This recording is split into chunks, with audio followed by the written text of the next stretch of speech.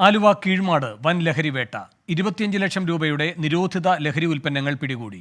കീഴ്മാട് മുള്ളൻകുഴിക്ക് സമീപത്തെ ഗോഡൌണിൽ നിന്നാണ് നിരോധിത ലഹരി ഉൽപ്പന്നങ്ങൾ പിടികൂടിയത്. പോലീസ് എത്തിയതോടെ ഇതര സംസ്ഥാന തൊഴിലാളികൾ രക്ഷപ്പെട്ടു.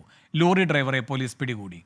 എസ് ശ്യാംകുമാർ കൊച്ചിയിൽ നിന്ന് ചേരുന്നു കൂടുതൽ വിവരങ്ങളുമായി. ശ്യാംകുമാർ, ഈ ലഹരി കേന്ദ്രത്തെപ്പറ്റി എങ്ങനെയാണ് പോലീസിന് അറിവ് ലഭിച്ചത്? ഇതര സംസ്ഥാന തൊഴിലാളികളുടെ പങ്ക് എന്താണ്?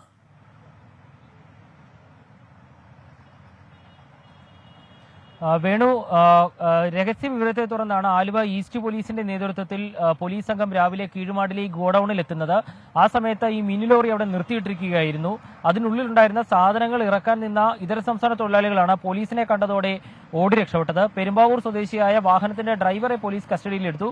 തുടർന്ന് വാഹനം തുറന്നു പരിശോധിച്ചപ്പോഴാണ് 43,000 പാക്കറ്റ് നിരോധിത പുകയില ഉൽപ്പന്നങ്ങളാണ് പിടികൂടിയത്. വിപണിയിൽ ഇതിന് 25 ലക്ഷം രൂപ വില വരുമെന്നാണ് പോലീസ് പറയുന്നത്. ഈയിടെ റൂറൽ മേഖലയിൽ പിടികൂടിയ ഏറ്റവും വലിയ നിരോധിത പുകയില ഉൽപ്പന്നങ്ങളുടെ വേട്ടയാണ് നടന്നിരിക്കുന്നത്.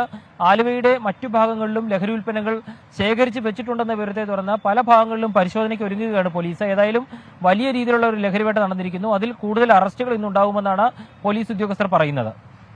എസ് ശ്യാംകുമാറാണ് കൊച്ചിയിൽ നിന്നും വിവരങ്ങൾ നൽകിയത്. ലോകത്തെവിടെയായാലും ഏത് സമയത്തും 24 വാർത്തകളും ഓഗ്മെന്റഡ് റിയാലിറ്റി പാക്കേജുകളും എക്സ്പ്ലെയിനറുകളും വിശദമായി കാണാൻ ഞങ്ങളുടെ യൂട്യൂബ് ചാനൽ നിങ്ങൾക്ക് സബ്സ്ക്രൈബ് ചെയ്യാം.